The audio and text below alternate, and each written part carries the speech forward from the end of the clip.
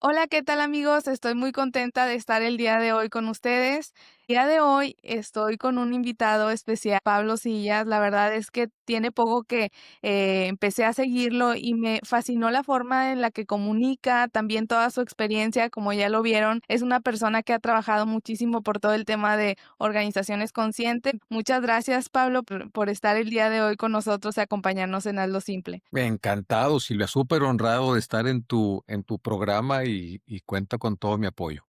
Gracias. Pues en esta temporada, amigos, para varios que nos escuchan y que nos han preguntado como un poquito más de lo que es el podcast, ha tenido como pues diversidad de perfiles, todos enfocados en recursos humanos. Hemos tenido también un par de CEOs a generar, pero todos líderes y todas estas personas muy enfocadas en cómo dar resultados, pero también conocerte un poquito más a ti y para eso te voy a hacer algunas preguntas de Dale Hype, que es como un juego de cartas para conectar. Y la primera pregunta que me gustaría hacerte es, ¿de qué se suele sorprender la gente de ti?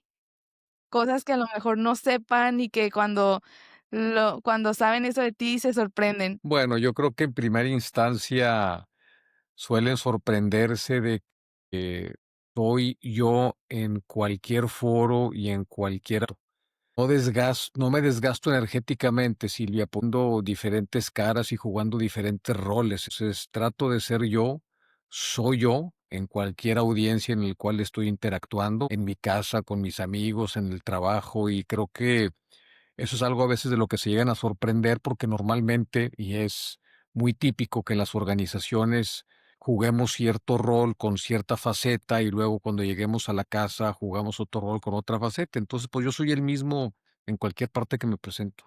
¿Cuál es tu mayor lucha en este momento? No lucho contra nada, Silvia. Fíjate que yo presto mucha atención al lenguaje con el que me expreso. Luchar implica un acto de fuerza, implica un cierto esfuerzo adicional a lo que normalmente estamos fluyendo. O sea, ahorita no tengo ninguna lucha, trato de fluir en mi vida con todo lo que hago y en todas las audiencias con las que me dirijo. Tengo propósitos, tengo un propósito de vida y hago mi vida y vivo mi vida con propósito. Un poquito la perspectiva de la pregunta de lucha, cómo me expreso, cuál es mi ser en el hacer, es vivir mi vida con el propósito que tengo, que es amar y servir, y llevar ese propósito de vida a todo el mundo con el que me encuentro, a todas las personas con las que me encuentro. Ser auténtico en ello, ser vulnerable en ello y relacionarme al máximo posible con quien me encuentre en cualquier lado del planeta. Me encanta, me encanta. Y la última pregunta dice, ¿de qué estás agradecido? No tendríamos tiempo para terminar de decirte de qué estoy agradecido. Estoy agradecido de la vida, de estar aquí contigo, de vivir el momento presente, de mi familia, de mi trabajo, de tener salud, de poder expresarme como lo hago, compartiendo mi propósito de vida con todas las personas que me rodean, de la familia, de mi herencia, del planeta, del universo, de mi Dios. Estoy agradecido, soy un agradecido de la vida, Silvia. Oh, gracias, Pablo. Gracias por permitirnos conocer un poquito más de ti. Esto también me abre perspectiva para los temas que vamos a ir tocando. Me gustaría preguntarte primero, ahorita que hablabas sobre el tema, sobre todo ahorita que decías sobre la lucha, creo que algo que veo mucho de ti es que eres un apasionado también como el aprendizaje, o sea, has tenido un montón de recursos por lo que he visto. ¿Qué de todo lo que has hecho qué te inspiró a irte por el tema de recursos humanos? O sea, decir, a ver, todo lo que he aprendido, lo que he trabajado, también eres consultor, pero ¿qué te ha orillado a llevarlo hacia el área de recursos humanos? Mira, mi historia comienza en el mundo del talento y la cultura. 33 años más.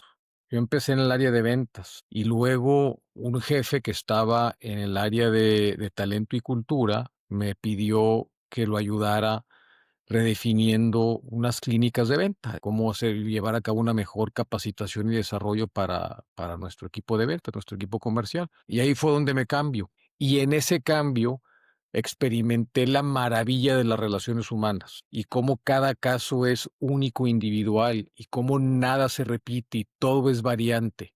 Y en todo podemos hacer algo diferente por ayudar a quien nos rodea. Y a partir de ahí descubrí que esa era mi pasión y ahí me quedé a la fecha. Oye, o sea, ¿cómo haces esa transición o sea, estabas en ventas y que, o sea, cómo, aunque suene muy como lógico, a veces creo que como que puede ser un poco ilógico, ¿no? Porque en ventas creo que puede ser un perfil muy distinto, ¿no? Conozco luego personas que en ventas son como, incluso me ha tocado de que no, es que no es cuidamos tanto a la persona, cuidamos más los números y hay que dar el número a pesar de todo, ¿no? ¿Cómo se transicionó esa, pues digamos, tu carrera en ese sentido? Fortalezas que considero que tengo, Silvia, es que soy muy curioso y me gusta mucho aprender y para ello hay que meterse a espacios de innovación y de creatividad. Y eso implica andar aprendiendo de diferentes espacios y expresiones de conocimiento. Yo estudié ingeniero, me gradué y empiezo a trabajar en ventas. Y al año me invitan al área de talento, de relaciones humanas. Y eso para mí es súper importante porque las herramientas que uno adquiere a través de la diversidad de experiencias críticas enriquecen en nuestra vida y nuestra capacidad para generar pensamiento crítico. Entonces, lo tomé como un paso natural de mi vida para seguir experimentando y seguir aprendiendo. Ya que lo empecé a vivir, ahí naturalmente mi alma me empezó a encaminar y mi corazoncito al tema de aquí está tu pasión y aquí quédate. Y ahí me quedé. Oye, Y aquí sigo y súper contento.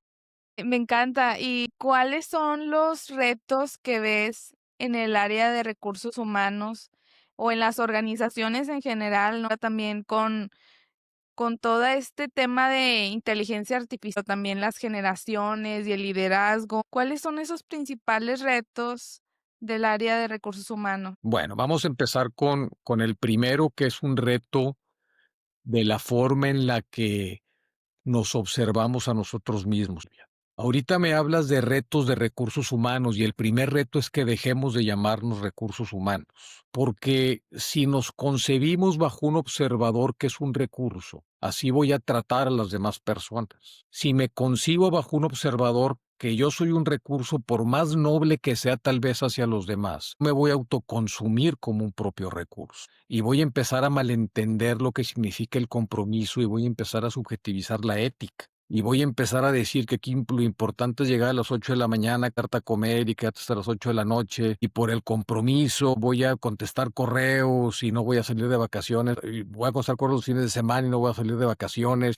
Y empezamos a autoconsumirnos sin darnos cuenta porque ya estamos embebidos en esta matrix cultural que nos vemos a nosotros mismos como un recurso, nos hemos cosificado. Entonces el primer reto es observarnos, ser críticos hacia nosotros mismos como departamentos y como personas, entender que no somos recursos y empezar a hacer un cambio a través del lenguaje. Y a través del lenguaje, darnos de manera diferente porque nos concebimos en nuestra esencia de manera diferente. Y empezar a concebir a las personas que tenemos enfrente como eso, como seres humanos, individuales, irrepetibles, el cual hay que ver por su bien común y por su bienestar, y para eso hay que dejar de verlos como recursos. Ese es el primer reto. La palabra recursos humanos viene de la trata de esclavos de la primera revolución industrial. Entonces, como no tenemos contexto de la historia, aparte normalizamos lo que no es normal a través de expresiones culturales legadas. Empezamos a decir cosas que no entendemos lo que significa. No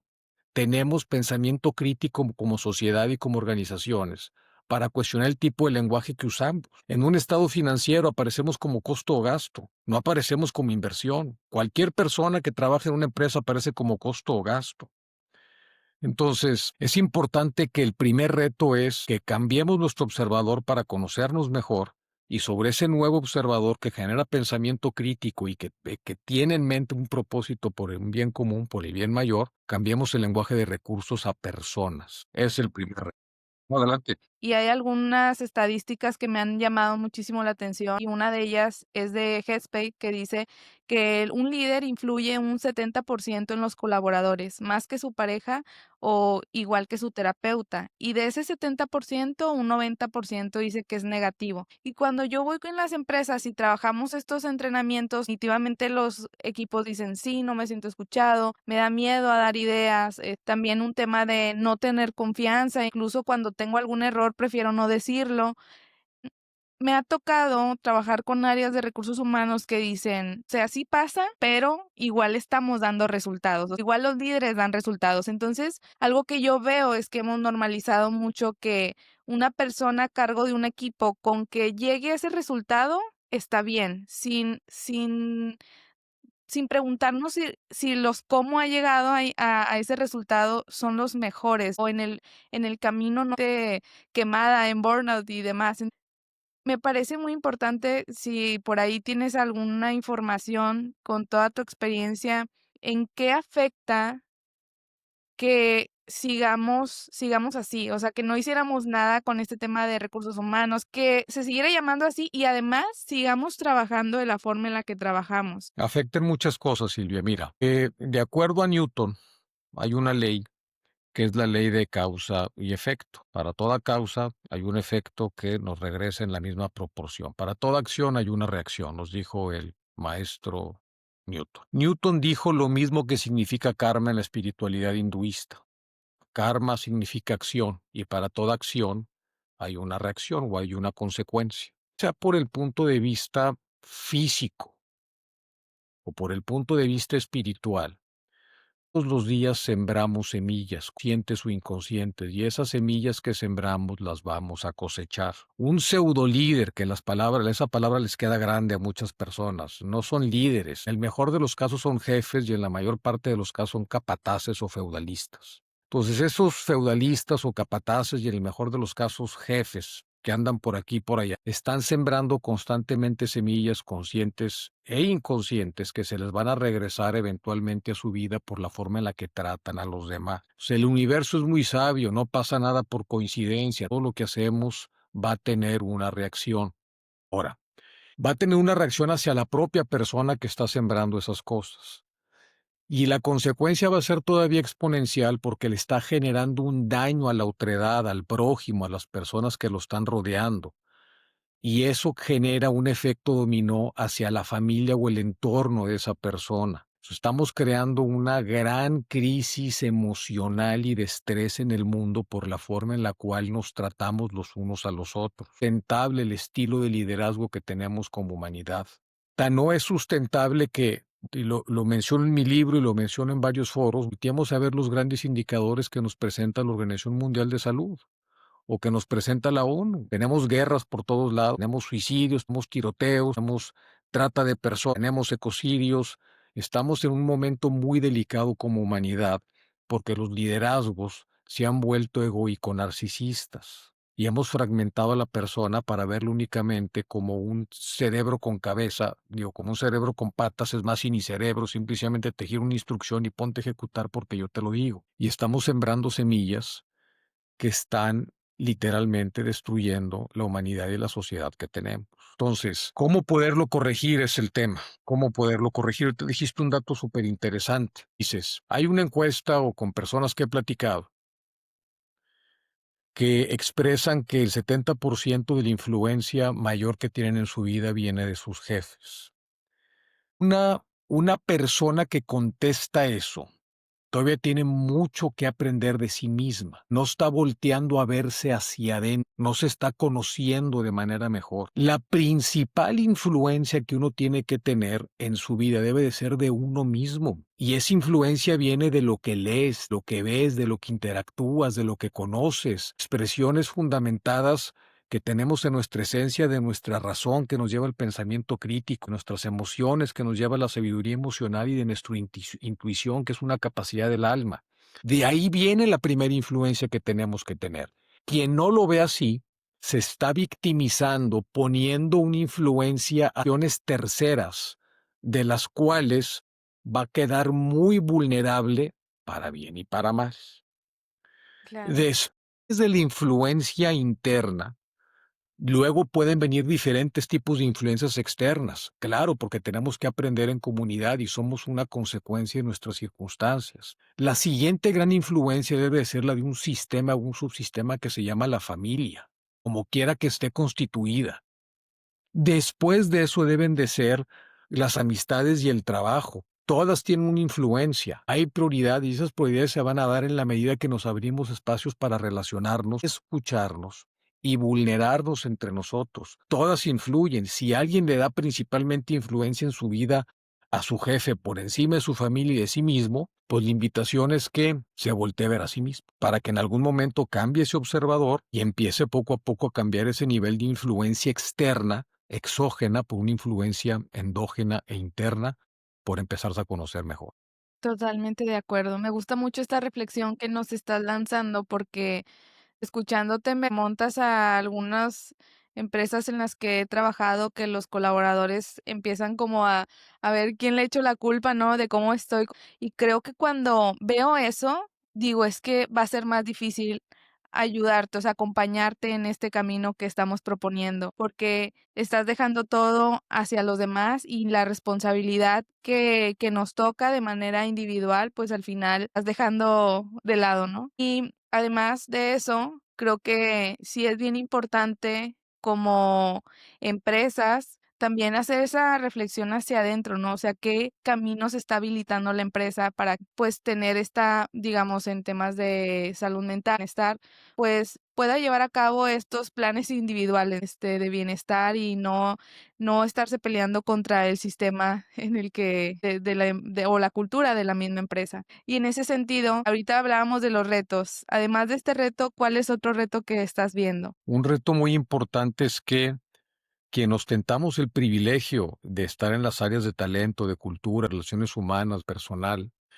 tenemos una súper responsabilidad de influenciar a al director general de nuestras empresas y a nuestros consejos de administración para que definamos un propósito por el bien mayor en nuestras organizaciones. Una organización consciente empieza por definir un propósito por el bien mayor y verse como un subsistema en un sistema mayor que es tal cual el planeta, completito, con todas las audiencias con las que participa, conectadas en un todo.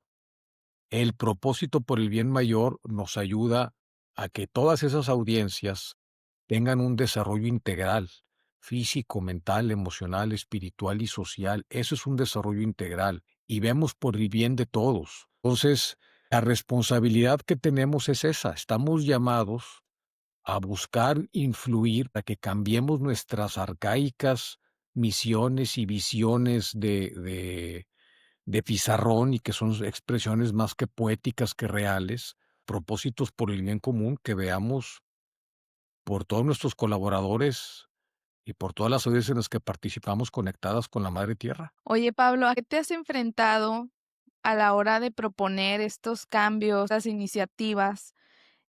Con el consejo, con directivos que a lo mejor están viendo, digo, no sé de entrada si hay esta perspectiva, entendiendo un poco a los CEOs, me ha tocado entrevistar un par y es como los resultados, o sea, enfocados mucho al tema de resultados, ¿no? Y claro, si a lo mejor no estuvieran con esa mirada, no estuviera la empresa en donde está, pero ¿a qué te has enfrentado? ¿A qué se enfrenta una persona que quiere proponer estos cambios dentro de las organizaciones? Es normal, Silvia, que por la etapa que estamos pasando como sociedad y como humanidad, tan resistencias al respecto, que venimos de un status quo en el cual ese legado ha generado mucha comodidad a unos pocos y buscar puntos de vista alterno para que vean que esa comodidad va a continuar y la van a expander, implica muchas conversaciones. Lo que me he topado típicamente en varias organizaciones es que existe una resistencia al cambio, pues es natural, no hay que satanizarla. Esa resistencia al cambio hay que entender de dónde viene y seguir conversando, seguir abriéndonos, seguir conversando desde un espacio de vulnerabilidad para que den una perspectiva diferente a la que normalmente están acostumbrados a ver. Y eventualmente, personas que dirigen los negocios son personas muy inteligentes. muy inteligentes. Eventualmente van a ver que es negocio.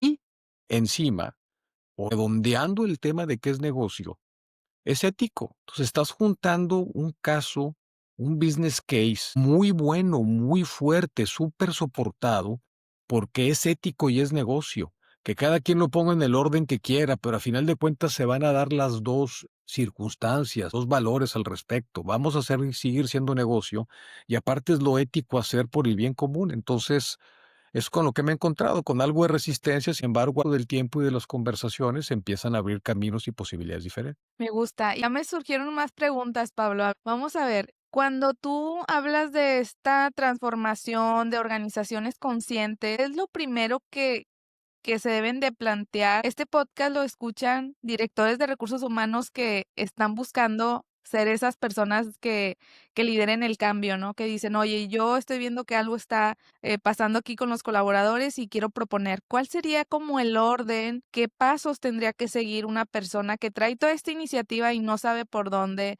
empezar? Bien, las compañías tienen procesos de planeación estratégica a 2, 3, 4, 5 años. Ya a 10 es muy difícil porque el mundo es súper cambiante. Es imposible andar haciendo planeaciones a 10 años. Se pueden poner nortes de hacia dónde vamos a 10 años. Sin embargo, chicas han tendido a cortarse en el periodo, en el tiempo en el cual se define la estrategia de la compañía. Y eso se hace prácticamente todos los años, o si ya está hecho, se visita un poquito el futuro de hacia dónde vamos. El área de talento, de cultura, de relaciones humanas participa en esos foros. Tenemos un asiento en esos foros. Lo primero es, bueno, si no lo tenemos, es buscar ese asiento, nos lo van a dar, no hay razón por la que no. Y si ya lo tenemos, que seamos vocales, llevando un caso de negocio de que en el próximo ciclo de planeación estratégica es un propósito por el bien mayor que reemplace a la visión o visión actual que tenemos. Hay muchos casos de negocio y muchas expresiones actuales de consultores que son expertos en el tema. Entonces, en aliar con alguien para llevar un breve business case de otras empresas que ya lo han hecho y que están siendo súper exitosas, súper exitosas. Entonces es uno poner el tema en la mesa. Poniendo el tema en la mesa. Dos, varía el tema de que hicieron una encuesta, que hicieran una encuesta de organizaciones conscientes. En esa encuesta pueden hacer un breve diagnóstico de dónde están parados en relación a esa perspectiva consciente y ver esas brechas y presentarlas al comité directivo, presentarlas al consejo de administración y decirles, aquí hay una herramienta que nos permite ver estas brechas que tenemos, que vemos que nos definirían como una organización consciente. Y esas encuestas ven el tema de climicultura, ven el tema de compensaciones, ven el tema de audiencias externas, ven el tema de la madre tierra representada por alguien que hable por la madre tierra, porque pues normalmente no hay nadie que habla por nuestra madre tierra, y ve el tema de valores y el tema de liderazgo humanista o el liderazgo empático. Los amigos que yo tengo relacionados con este tema son expertos en eso y en mi página pueden encontrar las referencias para que también los puedan buscar. Entonces, hacer un diagnóstico, el diagnóstico nos da un elemento vivo, APIs fuertes, cuantitativos y cualitativos para abrirnos un poquito la perspectiva y que podamos emprender decisiones diferentes. Digamos que el uno, 2, el paso primero y el segundo, muy sencillo, es definamos un propósito por el bien mayor para nuestra empresa. Y dos, apliquemos esta encuesta de diagnóstico para saber dónde estamos parados en las diferentes dimensiones que hay. Y ahora sí, ya con un plan de trabajo muy puntual y prioritario, porque no nos podemos comer el pastel todo, es Claro. muy grande, pero bueno, empecemos con 2 o 3 cositas. Claro. Pablo, ¿hay alguna, decisión importante que hayan tomado en la empresa, que hayas participado como consultor, de la empresa o externo también, algún un caso que nos puedas contar, donde una decisión estratégica haya generado un cambio que haya repercutido de manera positiva al negocio? Sí, tengo muchos casos, Silvia, y algo que me pasó hace unos años, hace ya varios años. Estaba trabajando para una empresa global y en el camino de la definición de este propósito por el bien mayor, y en el assessment que hicimos, el director general de esa empresa se dio cuenta que uno de los principales líderes que tenía tenía un estilo de liderazgo completamente deshumanizado. Y una organización consciente lo que busca es un liderazgo humanista. Entonces imagínate tener a una de tus personas clave con un estilo de liderazgo deshumanizado. Realmente era un señor feudalista en vez de ser un líder empático. Y se le dio la oportunidad de que cambie. Se habló con él, se le dio la oportunidad de que cambie. Bajo una perspectiva empática y de visión de vamos todos para acá. El señor aceptó, pero aceptó de palabra. Lo que terminó pasando es que la inercia, los patrones que tenía y esa resistencia al cambio lo llevaron a sus viejos comportamientos y hábitos que tenía, que pues, nunca dejaron de ser viejos, siempre se quedaron actuales, y pues lo terminó despidiendo el jefe. El impacto que eso tuvo en la organización fue impresionante. Indicadores de clima y cultura se dispararon al cielo, la motivación y productividad se fue al cielo y los resultados de la empresa se fueron al cielo Oye, y por una persona, por una persona. Era una persona que tenía una posición de director general de una unidad de negocio. Y por una sola persona que despidieron, el impacto estuvo maravilloso. ¿Por qué? Porque mientras esa persona estaba ahí, transgredía mucho a las personas con su comportamiento, con su forma de ser, con su forma de gestionar. Y las personas, lejos de volverse productivas, pues se volvieron improductivas. En mucha rotación el área, rotación de ejecutivos, rotación de personal de ventas, rotación de personal operarios, porque su estilo de liderazgo se permeaba hacia abajo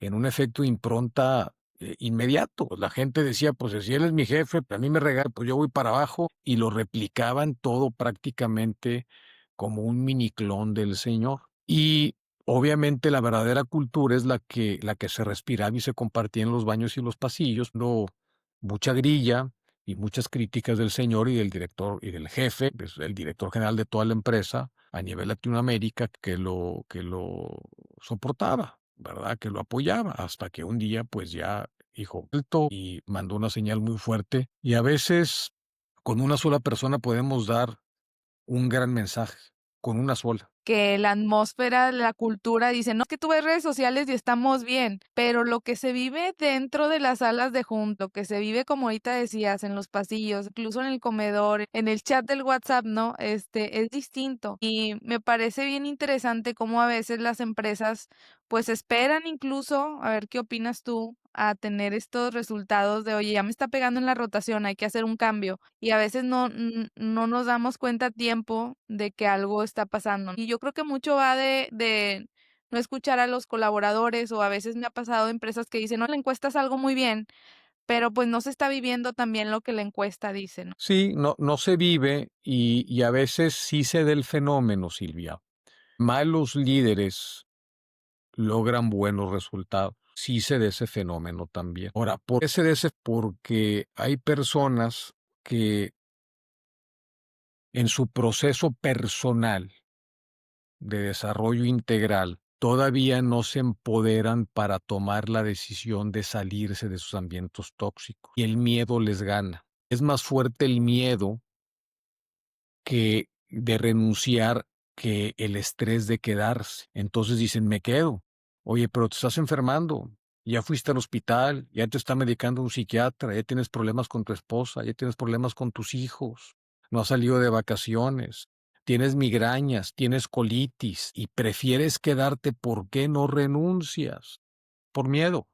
No renuncian por miedo. Es más grande el miedo que todos los factores que te compartí. Entonces, hay personas que lamentablemente, sembrando malas semillas en altos puestos ejecutivos, saben de ese miedo y esa necesidad que tienen muchos colaboradores, hombres y mujeres. Y sabiendo esa necesidad y de esas circunstancias, y la persona no se empodera para tomar una decisión diferente, precisamente por el miedo. No es sostenible, ¿de acuerdo? ¿Cuándo se va a romper la liga? No sabemos. No sabemos cuándo se vaya a romper la liga. Actualmente hay empresas en las cuales ya están cambiando, otra donde sí se ha roto la liga, pero en términos generales, pues hay mucho abuso y aprovechamiento de esa situación de miedo de los colaboradores y de falta de empoderamiento. Claro, perdón, no, totalmente de acuerdo, Pablo. Me gustaría preguntarte también, ¿qué fue lo que te motivó, qué te inspiró a escribir el libro y ahora también tu podcast? ¿Fue esas mismas problemáticas que veías, o ¿Qué era lo que estabas pensando cuando dijiste: "Me voy a lanzar a escribir y a lanzar el podcast"? Mira, lo que me motivó a escribir fue que empecé a ver el dolor que yo le estaba causando a mi familia con las actitudes que te estoy platicando que en el pasado yo las tenía, ¿ok? Muchos años.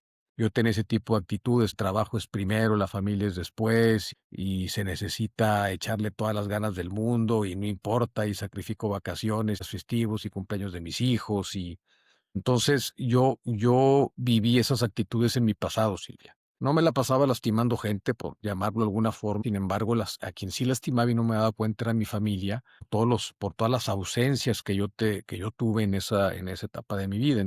En algún momento reflexioné y volteé a ver el daño que les estaba causando, y ahí fue cuando yo empecé a cambiar. Pasa mucho tiempo, y platicando con mi esposa y con mis hijos, les dije: "Oye, me gustaría escribir un libro de lo que fue mi experiencia profesional y personal, de lo que he pasado y cómo, pues, y ahora yo veo el mundo de manera diferente, y para verlo de manera diferente hice sufrir a muchas personas, y lo quiero poner en un libro. Platicar desde la experiencia, por eso se llama Heartset, que es desde el corazón, desde la vulnerabilidad. Y obviamente tiene un modelo terapéutico, de mi carrera de psicología que imprimí ahí en el libro, y tiene conceptos de sentipensamientos y carismas, y un modelo de abordaje, y tiene herramientas, pues, para que no se quede nada más en pues sufrí y ya no sufro porque cambié, pues no, no, tiene claramente un abordaje y un modelo y un proceso para poder abordar con herramientas. Y eso fue lo que me llevó al libro. Después, dado que mi propósito de vida es amar y servir, el libro se convirtió en un medio para mandar este mensaje. Te lo estoy replicando contigo.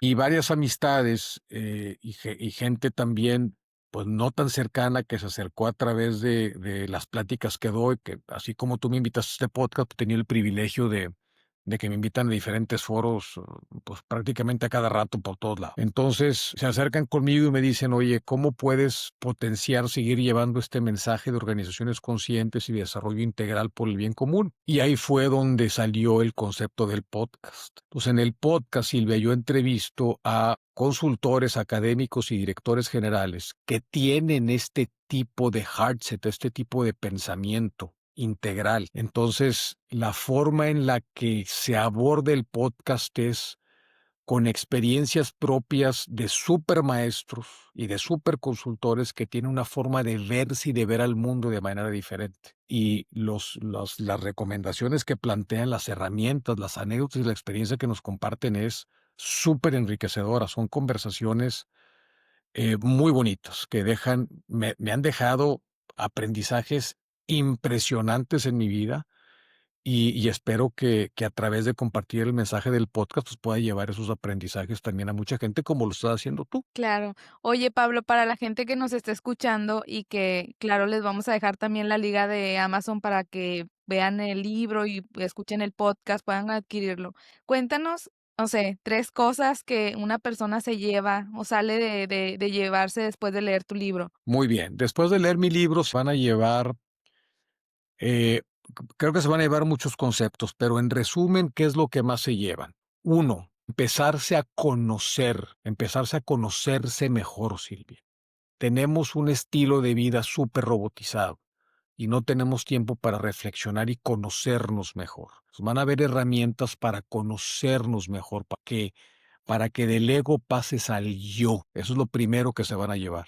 Y lo segundo que se van a llevar es que una vez que te empiezas a conocer mejor, empieza a transitar y a desarrollarte y a transformarte del ego al yo. Te van a llevar herramientas, dotas y experiencias para pasar del yo al yo con el nosotros. El yo con el nosotros es la definición de Heartset que planteo en el libro. Entonces es identificar su ego, mutarlo al yo y luego ampliarlo al yo con el nosotros. Eso es lo que se van a llevar. Me encanta. Y yo ya voy a adquirir también mi libro para empezar a entender más de lo que Pablo está planteando, que a mí se me hace algo súper congruente, alineado no solamente con un tema de vas como organización, sino también lo que decías hoy, cómo hacemos que esto genere un impacto social, ambiental, que la verdad de lo que yo he leído no había visto algo planteado desde cómo lo vemos incluso con la madre tierra. Con estos temas que tú traes, yo siento que no nada más es ver, oye, vamos a avanzar como organización, no, oye, vamos a avanzar como sociedad, porque definitivamente yo creo que